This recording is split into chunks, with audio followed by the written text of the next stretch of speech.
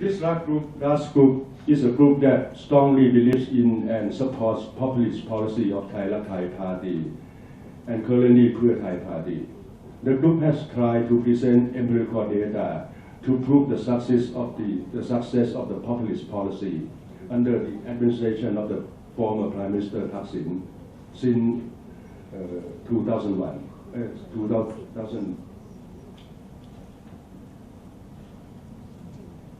A beautiful example is a 1 million baht village fund,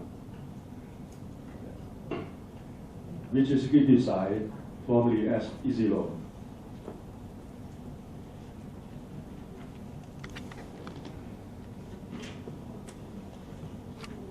The director of the Office of the National Village and Urban Community Fund has reviewed the fund's result and performance in the following. In 2008, in the year 2008, report on the fund of 80,000 million baht managed by the villagers still fully remains in the hands of the people. It has not gone away as criticized by the opponents. The interest has grown more than 30,000 million baht. Today, many village funds have been upgraded to the level of community financial institution. The former governor of the Bank of Thailand and former deputy prime minister of economic affairs has said, Thaksin's village fund would be the best grassroots political and economic model in the world because of the fact that people of all villages have access to capital.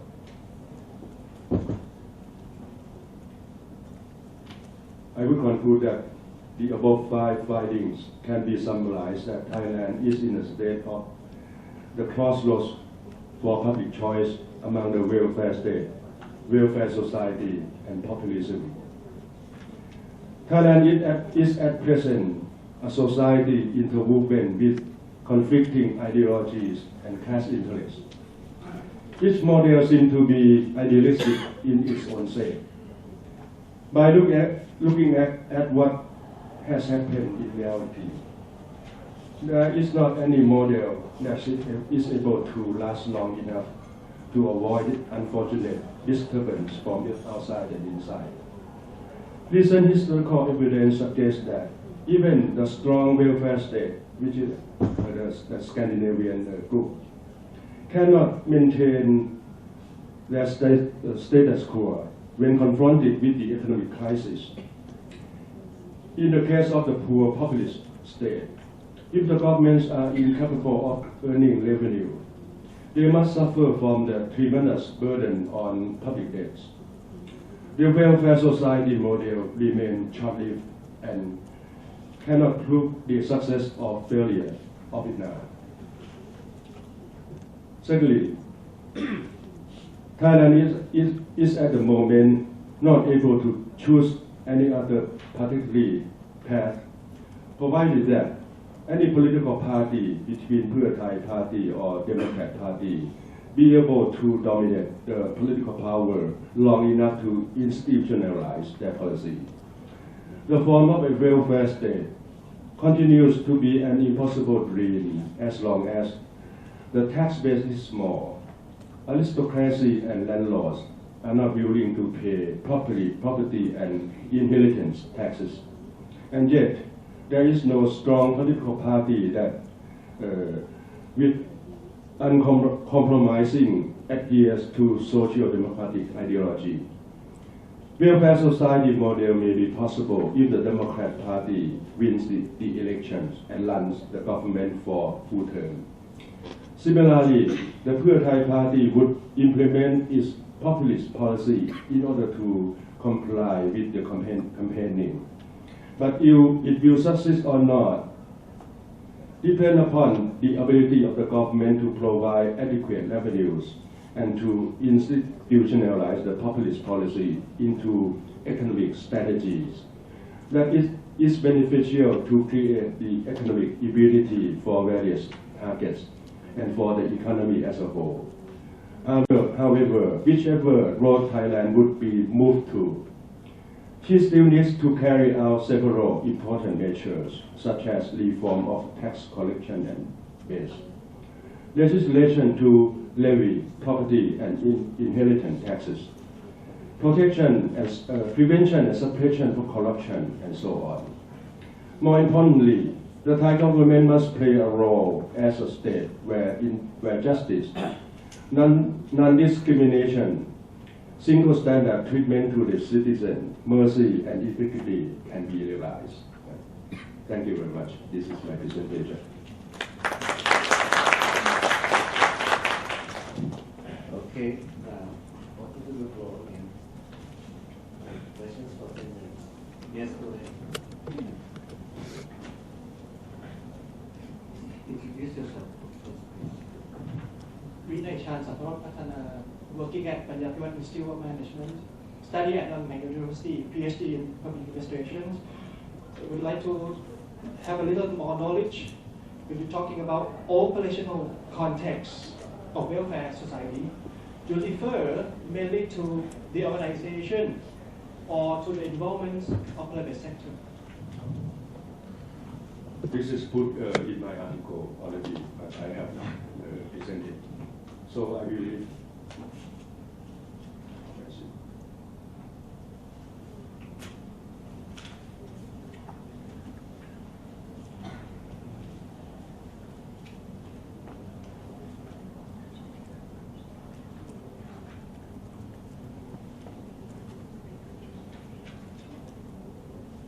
So the welfare society in the institutional and operational context,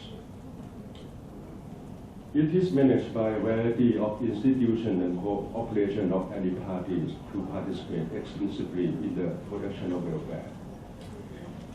It covers all of the groups, which is model and each institution being independent of each other. For instance, they would divided welfare into 3 groups. The first is the community welfare. The second is the corporate welfare. The third is the state welfare. So the welfares are distributed, to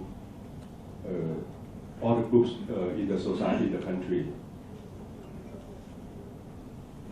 For the community welfare, not only the people in the village, but also NGO, non-profit organization.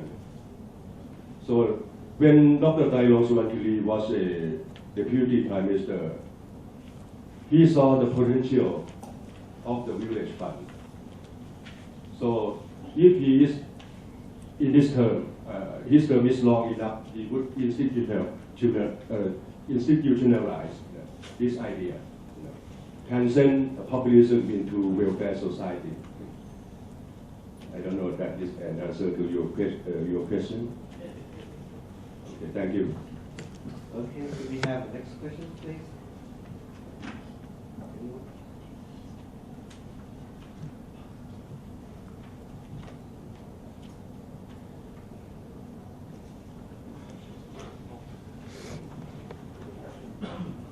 Yes, go ahead.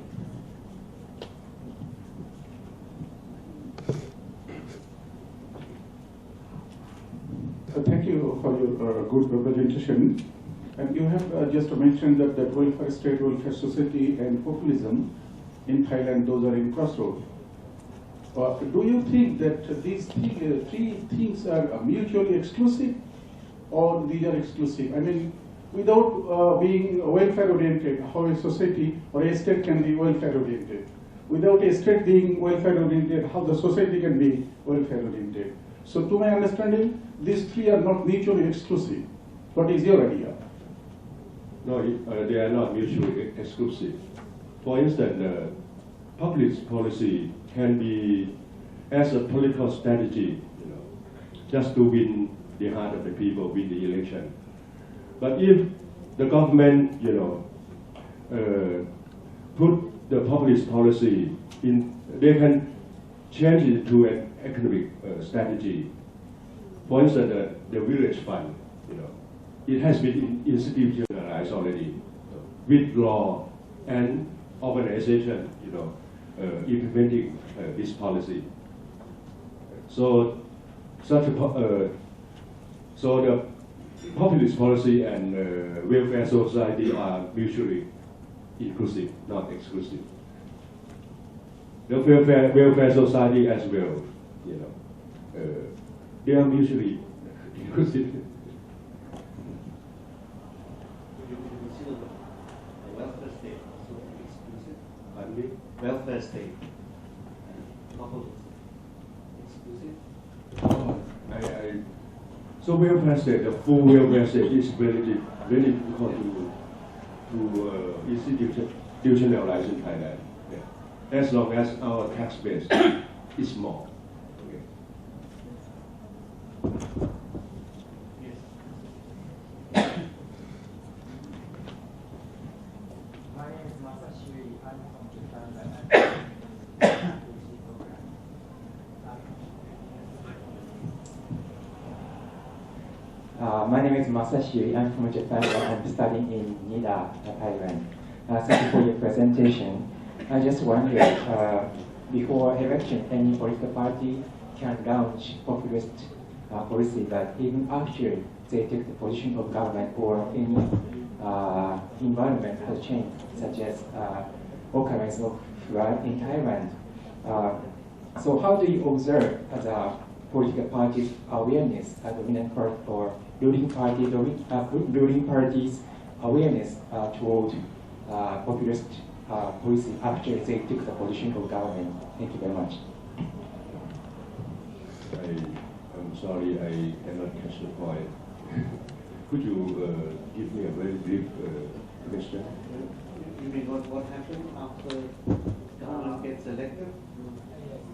Because before election, any political party can launch any populist policy. Okay. You want to win the election, but after they take the position of government, they have to change the mind. So how to Okay. so I just wonder how to observe this kind of awareness in Thailand. Okay. Before the general election on July last year, every party proposed populist policy, or even overly populist policy. But in fact, the Pheu Thai's populist policies, with the hearts of the majority, 15 million people. For instance, the minimum wage of 300 baht, and the salary of those graduate in bachelor degree, 15,000 baht. So these two policies seem to caught the heart of the voters. That's why they won the election. But after this government resumed power, they have been trying to implement it. Some policy, regardless of its unexpected impact. For instance, the first home or the first car. It has been questioned that they are appropriate or not. Or even the rice mortgage policy, which has been learned that it might not be appropriate. But I think they have to comply to their campaign. So in fact, the political parties, if they would like to propose any campaigning policy, they should study the impact first or its feasibility. Last night I watched TV.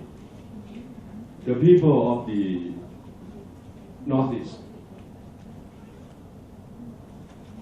offer the opinions on the negative impact of the policy some 10 or over 10 years ago of the General Chachai Chunawan. The policy concerning the development of the Khong Chi Moon, rivers. So now a lot of people have experienced negative impact.